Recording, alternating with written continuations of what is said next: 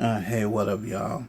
I'm coming at y'all real quick with an update on the New Orleans terror attack. Let's get into it, shall we? He won. An incredible athlete with a passion for baseball. This is before he could walk, it was said. His family said he had a sense of humor that was infectious and he brightened up the room that he walked into.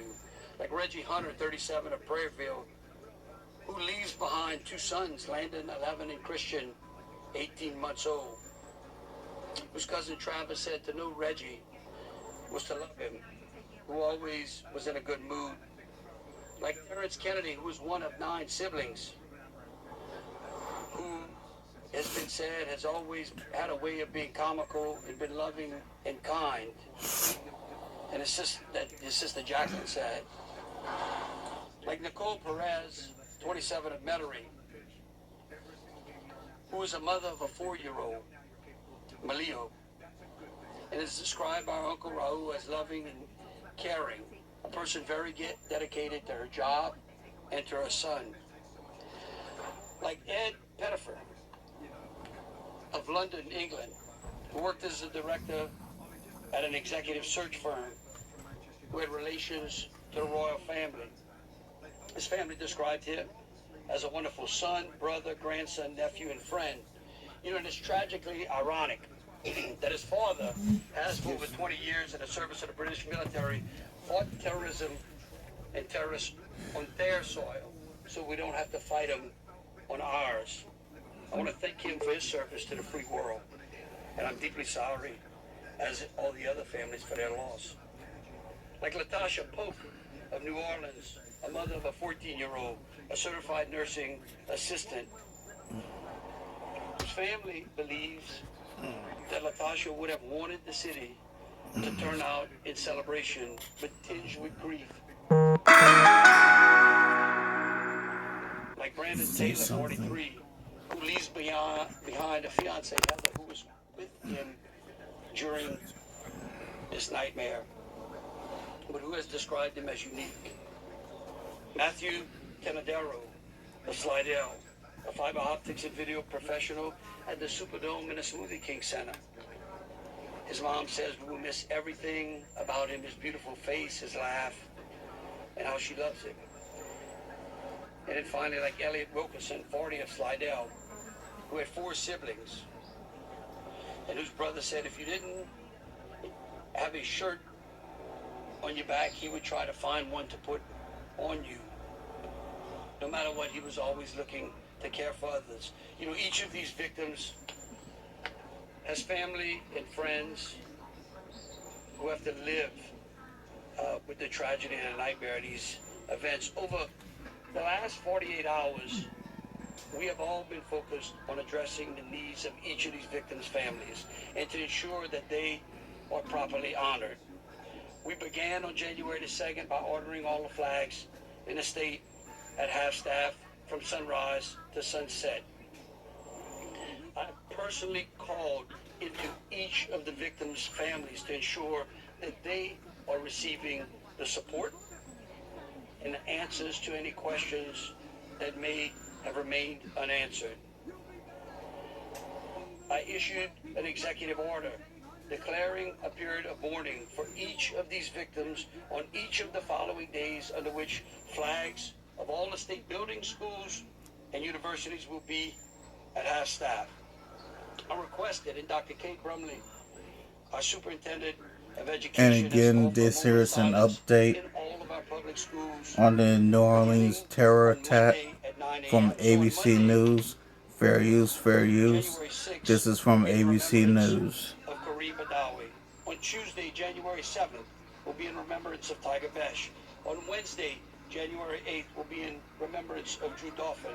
On Thursday, January 9th, in remembrance of Nakarat Nadeau. On Friday, January 10th, in remembrance of Billy DeMaio. Then again on Monday, January 13th, Hubert Guthrie. On January 14th, Reggie Hunter. On January 15th, Nicole Perez. On January 16th, Terry Kennedy. On January 17th, Matthew Tenadaro. Then again, starting the following week, on Monday, January 20th, Edward Pettifer. January 21st, Natasha Pook. January 22nd, Brandon Taylor. And then hopefully concluding on January 23rd in remembrance of Elliot Wilkerson. We have been working side by side with the Orleans Parish Sheriff's Office Crime Reparations Unit, the New Orleans Police Department's Victim Witness Unit, the FBI Special Victims Unit, the Orleans Parish District Attorney's Office Victims and Witness Unit, to ensure that these victims get the answers and the support that they need. I also called on a time of prayer from Thursday and culminating today, specifically asking pastors and clergy and parishioners here in Louisiana and across the nation to unite in the prayer of victims and their families. We have been specifically tasked with assisting families with expediting the transportation of the deceased family members home. Each citizen of Louisiana's body was offered a Louisiana State Police escort to the funeral home of their parish. Each of our out-of-state victims was either escorted to the state line or to the airport. We are working again with the Crime Victims Reparation Board to ensure that the support they're entitled to is expedited. And the FBI will discuss more details of what they're doing in coordination to assist us with these victims. And I'll tell you what I've told each one of those families. I don't think there's a person up here that wouldn't love to return them to their families. And so we will continue to ensure that their tragic loss is not forgotten. And while we can do nothing to undo what has happened, we are committed to doing everything within our power to honor these victims and support their families and friends. Thank you. Thank you.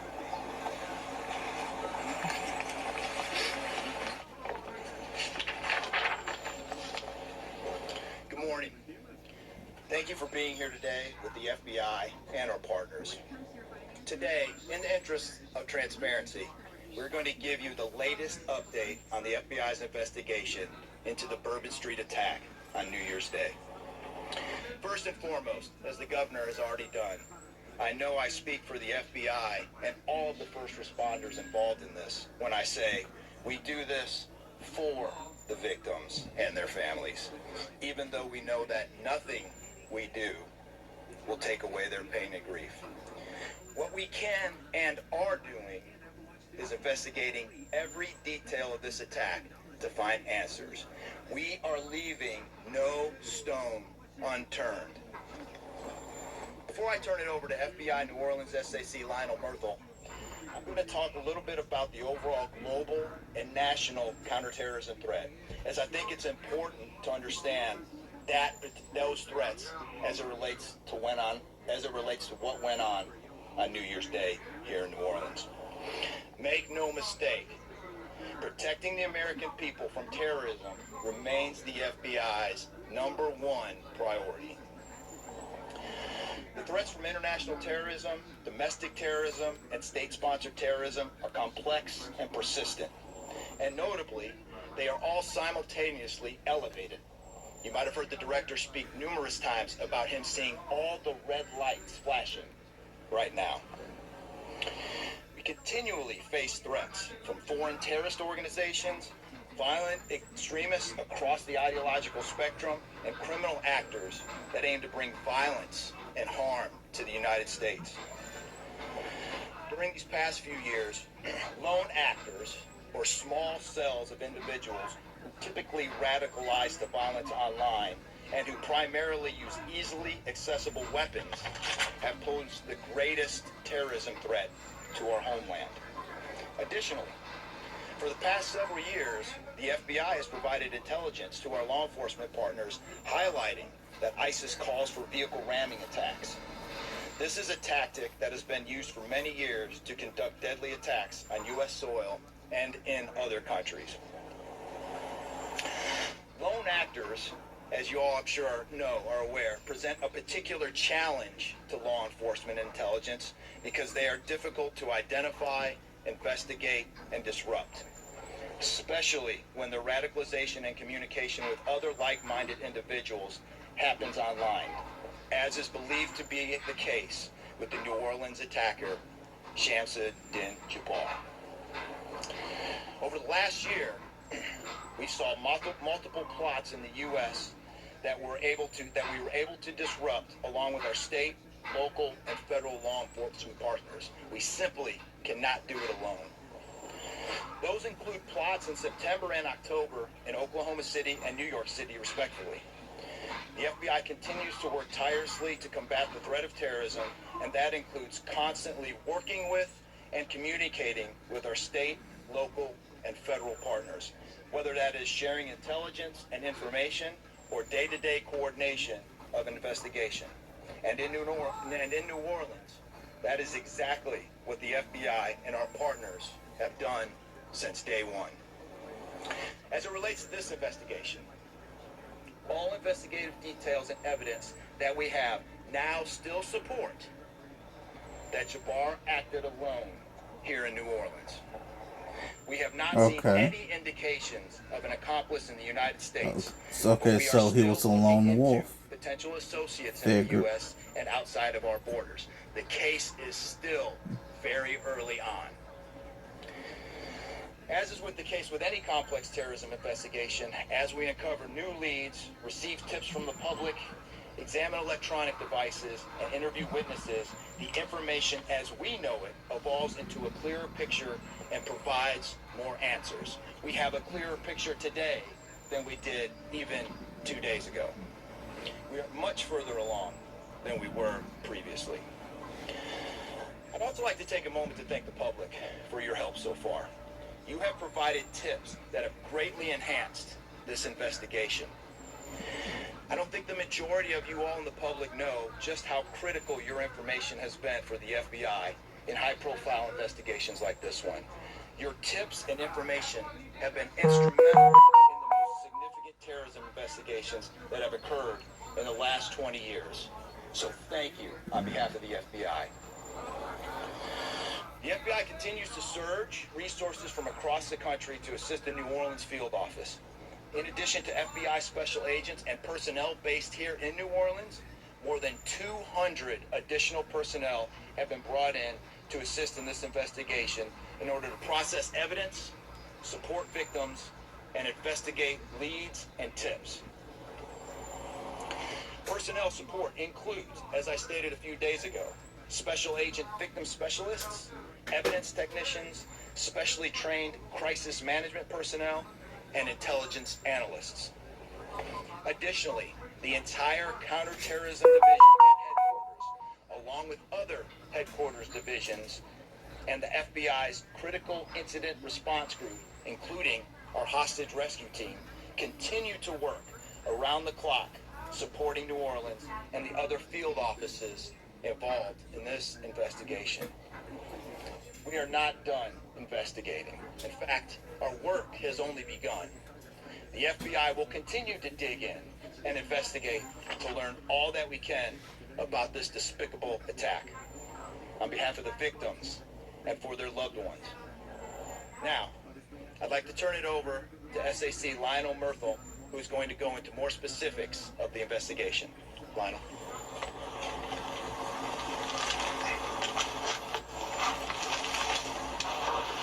Thank you, Chris. My name is Lionel Murthel. I'm the special agent in charge of And this information is most recent, has 35 minutes ago. So this is very recent information.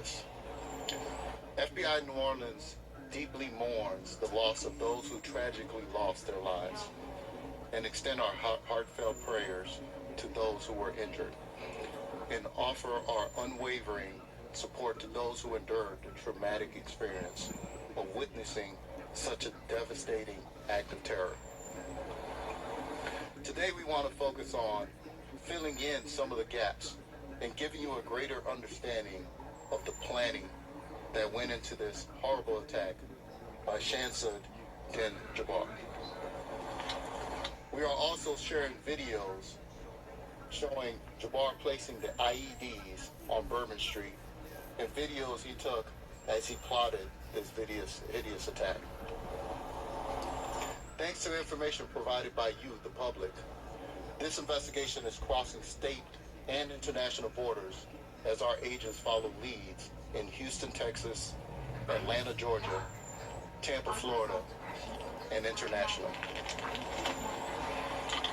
FBI Houston has recovered evidence at his home there, and the work now shifts to our specialists at the FBI laboratories. Interviews are being conducted with hundreds who have been identified as knowing key pieces of this complex, evolving case. We have also tracked that Jabbar traveled to Cairo, Egypt from June 22nd until July 3rd of 2023. A few days later, he flew to Ontario, Canada on July 10th and returned to the U.S. on July 13th of 2023. Our agents are getting answers as to where he went, who he met with, and how those trips may or may not tie into his actions here in our city in New Orleans. We've also discovered that Jabbar made at least 2 trips to New Orleans in the months prior to the attacks. One in October and the other a month later in November of 2024. From what we now know, Jabbar stayed at a rental home in New Orleans beginning October 30th, 2024. He was in town at least 2 days. During that time, Jabbar, using meta glasses, recorded a video as he rode through the French Quarter on a bicycle. This video shows Jabbar during that trip in October with his meta glasses. As we continue to learn more about that trip, we ask anyone who may have seen or interacted with him to contact us. Now, for more information, meta glasses appear to look like regular glasses, but they allow a user to record videos and photos hand-free. They also allow the user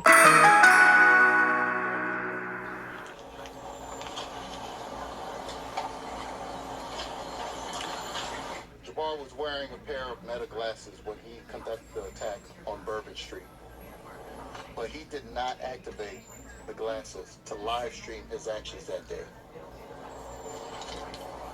Thanks to information that is coming in from the public, we now know Jabbar was here in New Orleans also on November 10th. But we are still piecing together the details of that trip. Moving closer to the day of the attacks, Jabbar is seen on December 31st at one of multiple gun stores he visited in Texas, leading up to the attack.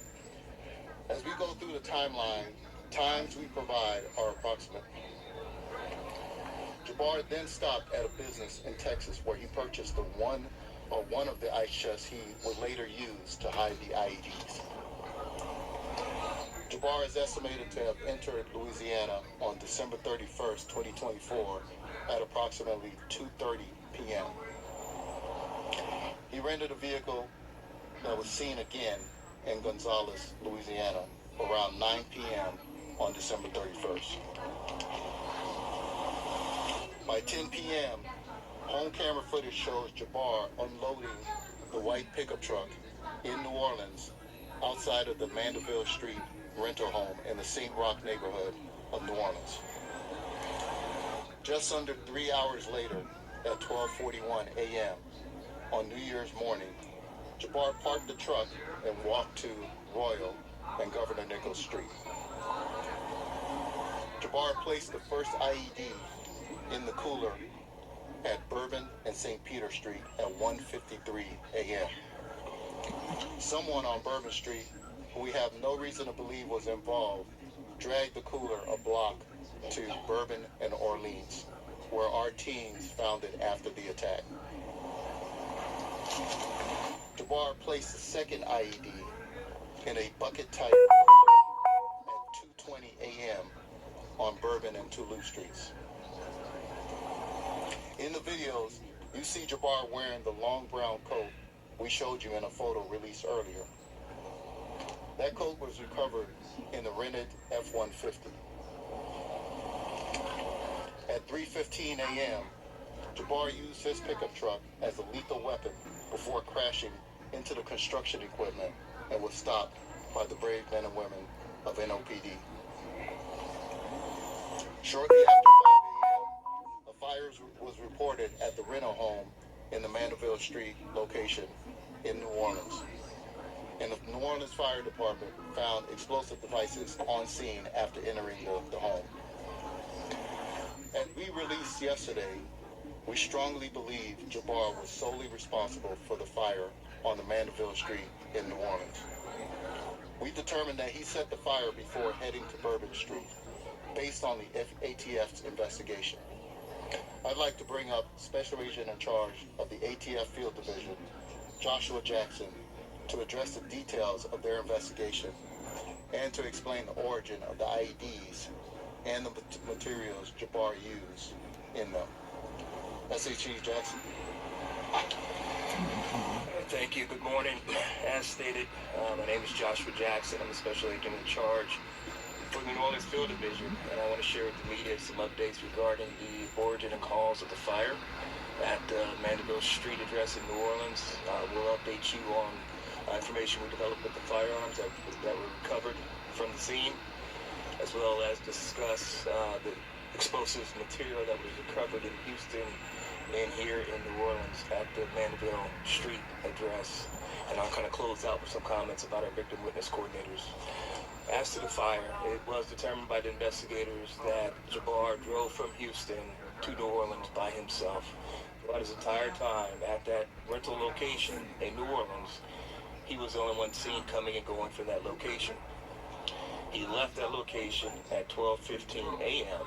the day of the attack, and that's when he set the fire. We know this because at 12:17, the Nest thermostat converted over from heat to cool. Through the whole time and during his stay, the weather had been cold, and the heat was running inside that residence. It changed roughly 2 minutes after he left because the thermostat indicated that the temperature was rising inside the residence, and it tried to keep up with the fire that was growing inside. Let me explain what happened with the fire. He used an open flame in the linen closet area next to the washer and dryer in a closed-off hallway centered into the residence. This hallway leads into different rooms of the house: bedrooms, the front room, the kitchen. Using this open flame in the linen area, this caused the fire to grow. He also set a half-gallon of accelerant, gasoline, in a plastic gasoline container in that hallway. He also poured accelerant in different rooms throughout the house. We believe he did this, and his hope was to burn the entire house down and hide evidence of his crimes. As the fire grew in this closed-off area, it eventually ran out of oxygen and fuel, and it smothered itself before it spread to the accelerants that were placed in the other rooms. That's why the house did not burn down. At 5:18, neighbors smelled smoke in the air, and they're the ones who contacted 911, and that's when the New Orleans Fire Department showed up at this residence and put out the smoldering fire that was there, and that's when they observed the materials inside the house and contacted FBI and ATF, and we secured that location. As far as the firearms that have been recovered in this investigation, it was a semi-automatic pistol that was used by Jabbar, and it's a semi-automatic rifle. The pistol was a 9mm, and the rifle was 308 caliber. Conducting ATF urgent traces, we determined we did make contact with an individual who completed a private sale of the rifle on November 19th, 2024 in Arlington, Texas. This individual, based on our investigation, does not know Jabbar. This was a chance encounter and having this private sale transaction in Texas. There's no way this individual knew that Jabbar was radicalized or had any sort of awareness that this attack was imminent. I also want to preface that private sale transactions like this in Texas are legal. Additional firearms that are recovered from the scene. and I'm going to call them privately made silencers. And I say that we're calling that because our Firearms Ammunition Technology Division, they still need to make a determination on these devices to ensure that they actually reduce the sound of a firearm to a degree that it can be technically classified as a silencer. But for the ease of public consumption, for you all to understand what was recovered, was a privately made silencer on the rifle that Jabbar was using in an attempt to muffle the sound of that rifle as he fired it. We also recovered a privately made silencer inside the Mandeville Street address, along with the explosive material. Now, there's been reports in the media about the explosive material that was recovered.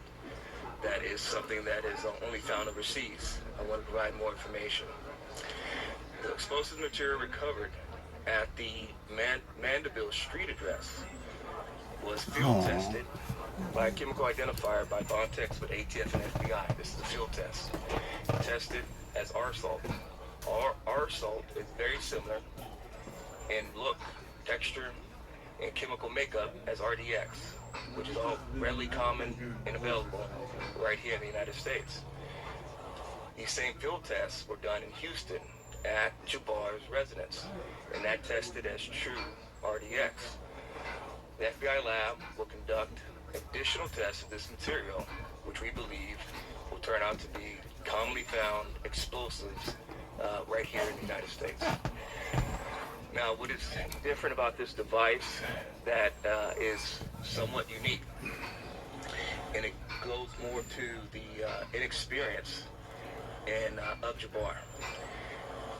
Our salt and RDX typically need a detonator to set it off.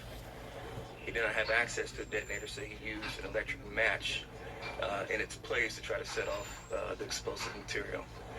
That is the only thing that's unique about the IEDs. The IEDs themselves, how they were designed, functioned, something that our bomb techs with ATF and FBI have seen. It's not novel. What was different is he didn't use the right or the correct device to set it off, and that is just indicative of his inexperience and lack of understanding how that material might be set off. Last comments are very important. I know that victims and family, that is the focus. That's why we're doing this job. That's why we're going, spending hours and surging resources. ATF has victim witness coordinators that are working hand in hand with all the victim resource specialists, and they're going to remain on the ground, engaged throughout services as we continue to engage and connect with the victims and the families. So our thoughts and prayers remain with them. Our focus and our energy remain with them in the city of New Orleans. And with that, I'm going to turn it back over to SAC Myrtle.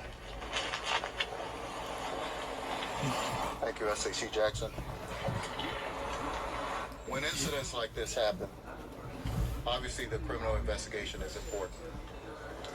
But the FBI never loses sight of the devastating impact on victims and their families. Helping them navigate the unthinkable is a task that we take on with a number of local, state, and federal partners.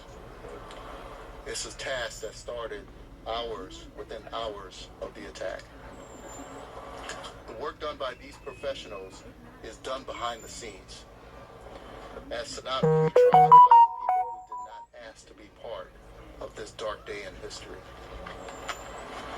Today, our victim services response team and those very important partners are opening a family assistance center, which is a centralized location where victims and their loved ones can receive in-person information and assistance.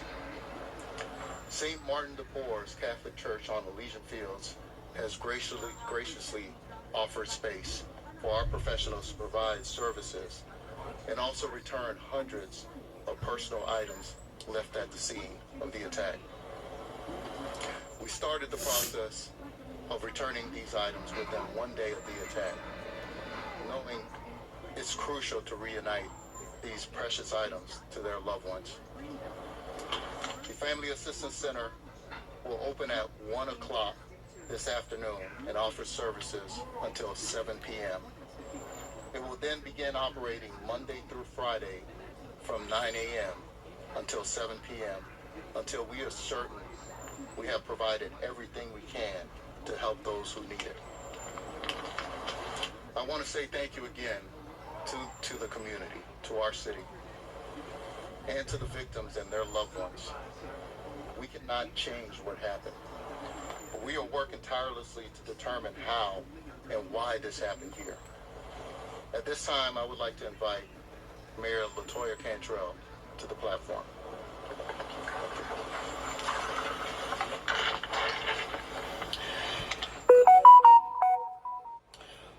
Thanking our unified command here, all resources, federal, state, and local, focusing on our victims and our families. From day one, we did not waver in regards to making sure, again, that our victims were a top priority in addition to their families, but also understanding that our victims also include our first responders, our businesses, and employees as well. These services will be extended to all, and we do appreciate that. From being on the phone at the start of this with the White House, with our president, Joe Biden, in addition to AG Garland, the request was for victim services. So again, I just want to say thank you. In addition to that, the city of New Orleans will welcome President Biden on tomorrow to demonstrate, one, his unwavering support of our victims, their families, and the city of New Orleans. The city of New Orleans just continues to demonstrate its resilience and its love for its people, coming together in prayer and making sure that we're lifting our community up, our city up, every step of the way. Our mission remains on increased public safety,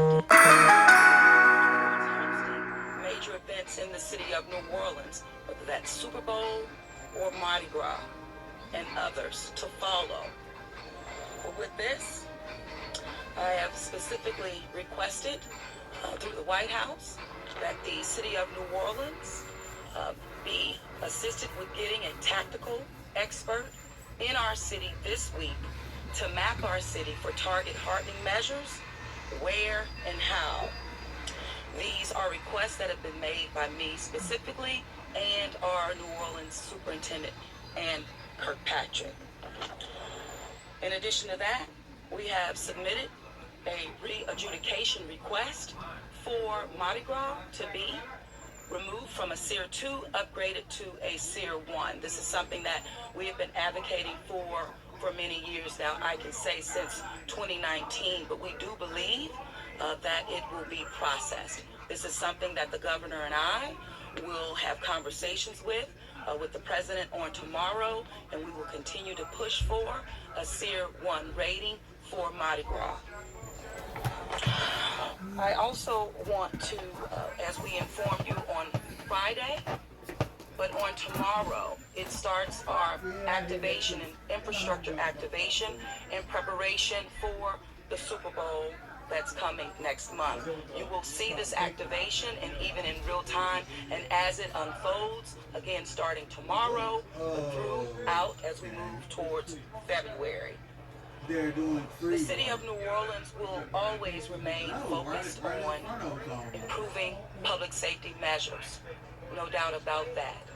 But on today, we're here to ensure that our victims, our families, our law enforcement officers, our businesses, our employees are extended the resources that they need to not only move through grievement, but to get the support and the services that are so vitally important this day and really days to come.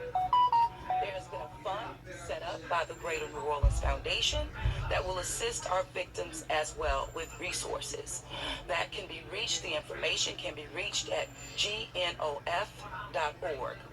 I want to thank again all of our partners who have ensured that the resources are met with the need on the ground. I also want to thank just the outpouring of support from residents, from cities, from countries around the world. I also have to thank my commissioner, Tanisha Stevens, the New Orleans Police Department, just ensuring that we're working in partnership and in real collaboration, again, to meet our people where they are. But make no mistake about it, we are working collectively and around the clock, and we will not stop. I have full confidence that the city of New Orleans not only is safe, Cause will Kumi, continue to be that safe did a work days, of 1.6. weeks, and months I think they ahead out of as we Virginia or prepare again Pennsylvania or to one. host national events in our city. Thank you.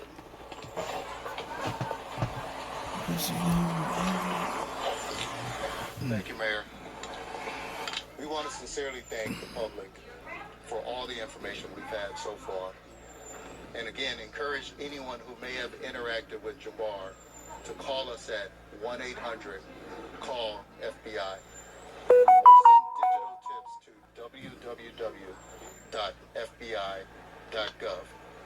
www.fbi.gov/Urban Street Attack. At this time, we will take questions. Right here on the right. Maddie Griffith with Fox 8 here. Mayor Cantrell, this is regarding looking forward to security upgrades for big events such as the Super Bowl. It's being reported that those new bollard systems that will be brought to Bourbon Street are not strong enough to stop an attack like that of New Year's Day. First of all, is that true? And if so, are there plans to revise that before the date? Okay. So as it relates to, and as I mentioned, we are asking for a tactical expert to be in the city of New Orleans this week to go over all of our plans that have been put in place by a unified command that we've been working on this literally for months on end. So what we're wanting to do is to ensure that that boots on the ground with that expert advice to determine whether or not these bollards that you're talking about are sufficient.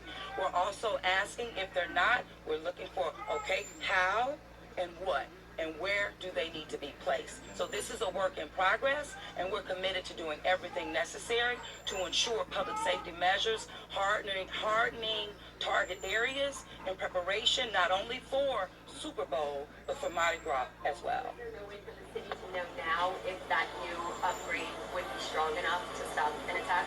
So what I will say is that an expert opinion is something that will assure us that what we're installing meets the need, but if not, we're not stopping there. But what we do know is that the bollards that are being placed now is a part of the Super Bowl package, and the installation has been nearing completion and will be completed in weeks to come. Now, the thorough assessment that I'm asking for will determine if, in fact, they're strong enough. So I can't say with a surety that's the case, but an expert will be able to do so and will respond accordingly. And Mayor, you mentioned that you're going to bring in this expert. You want them to kind of look over everything. We have parades that are going to be starting on Monday. What immediately can be done to make sure that those parades, that people who attend those parades, are going to be secure? So what will immediately be done is what you've seen us demonstrate, even hosting Sugar Bowl in the city of New Orleans. Hardening target areas is something that we will continue to do and deploy our assets accordingly. These parades that are going to be happening on Monday? Absolutely. I mean, this is about making sure that all assets are deployed strategically, again, to harden any target areas for public safety. We know we demonstrated that for Sugar Bowl. We'll continue to demonstrate that in preparation for parades, Super Bowl, as well as Mardi Gras. I have a question more on the investigation and the images that we just saw, specifically with the meta glasses. Where were the glasses recovered, and did Jabbar wear them during the entire timeline of the attack? Yeah, so the glasses were recovered on the person of Jabbar following him being neutralized by NOPD, and we believe he was wearing them throughout the evening. Recording the entire time.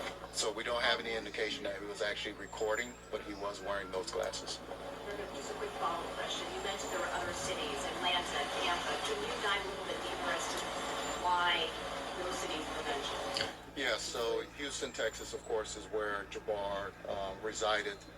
We are looking at his travel within the United States. So he has traveled to areas within the Atlanta area as well as areas within the Tampa area. And of course, excuse me? Could there be more arrests? At this time, we don't have any indication if there will be any additional arrests, but there are also potential witnesses, potential individuals that may provide information at these locations. So at this point, we do want to make sure that we are speaking to all those individuals where he may have visited. CNN, regarding the trip to Egypt, do we know whether it was the first time that he traveled to a country?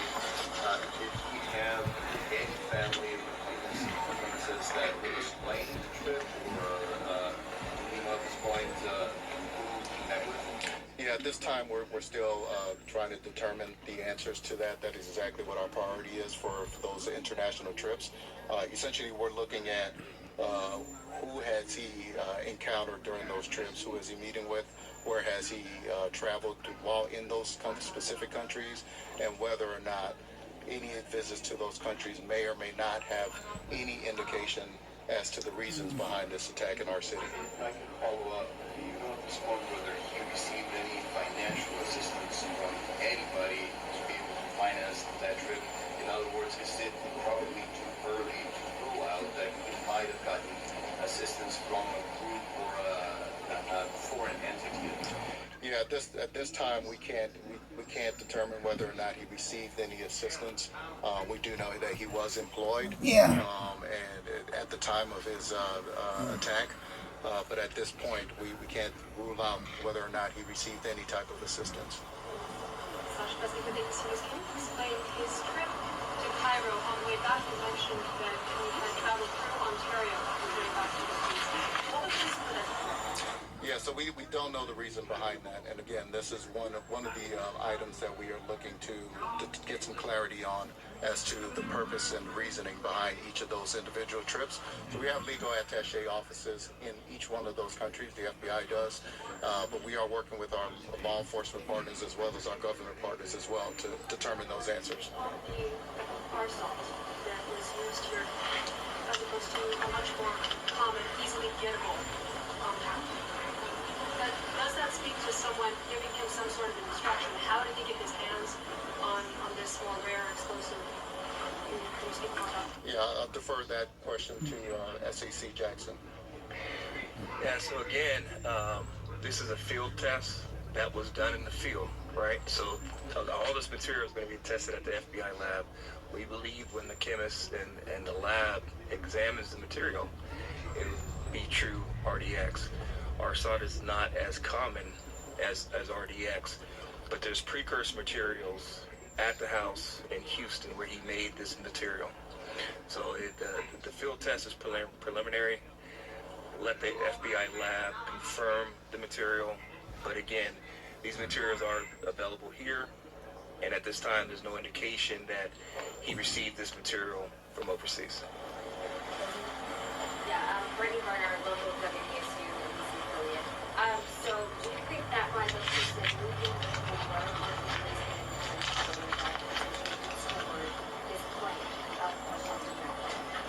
Yeah, I have no indication if that either deterred his plan or not. We do know that those individuals appear to be unwitting as to what was inside the coolers when they were moving the coolers or looking inside the coolers. But we don't have any indication that whether or not that deterred his plan. And as a follow-up, you initially said that it was other people who were part of this, and then you said that you've got no reason to believe that now. So you don't believe the person, whoever moved the cooler or who was in the road. We don't have any indication that the individuals that moved the cooler were accomplices or witting individuals. From what we've observed so far, what we've gathered through our investigation, is that they were unwitting individuals who moved the cooler from location to location without knowledge of what is in the cooler.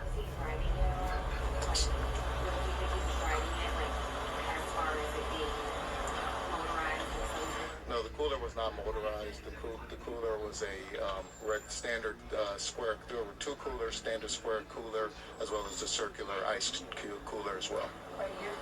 Mike Burlstein, WWL Louisiana. I have a question and a follow-up if I could. The first question is, you mentioned electronic match instead of some kind of standard detonator. Why was that not employed? What foiled that? Was there a plan for him to use that? Does it have a remote capability that somehow did not get used? Yeah, as to that question, so electric match or hobby switch are commonly available items that common citizens could get their hands on. A detonator is not something that a common citizen get their hands on. That's why he chose electric match. It is readily available. As far as the device that was recovered, the devices did have receivers attached to them with the explosive material. There was a transmitter that was recovered inside of Jabbar's vehicle. So we believe that the transmitter would have functioned and would have worked, but for New Orleans PD putting him down before he could get access to that transmitter and set off the devices. And my follow-up question is, we have heard about things that Jabbar posted on social media, obviously threatening in less than days before the attack and then in the hours. Is there any intelligence capability, FBI or otherwise, that could have intercepted what he posted on social media?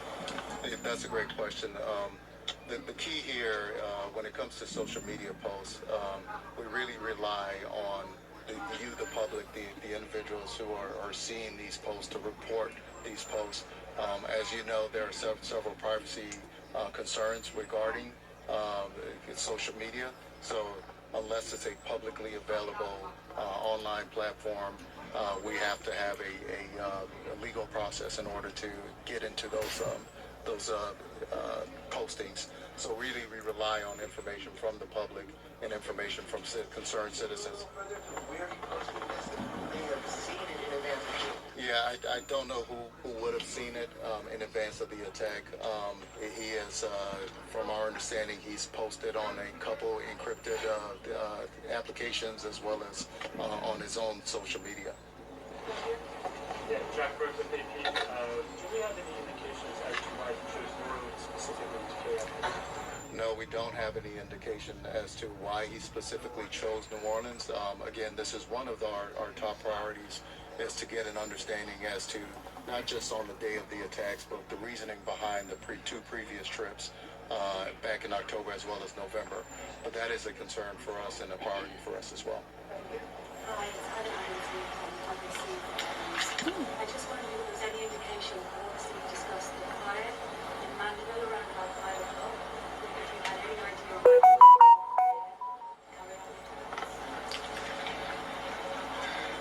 No, I think the timeline is this. So what occurred was he left the Mandeville Street address in New Orleans at 12:15 a.m.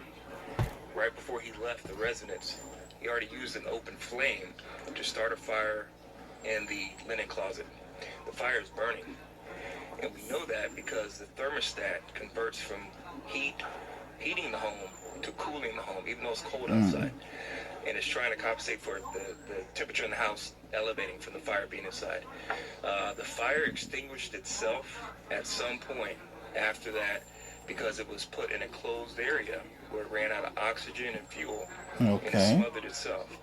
At 5:18, a neighbor down the street smelled smoke in the air, and that's when they called 911 and the fire department showed up, and then we all went over there at that point. So the timeline is, he said it at 12:15 when he left. It lit and it went for some time. It smothered itself at some point after 12:17, and when the fire department arrived, they put out the smoldering fire.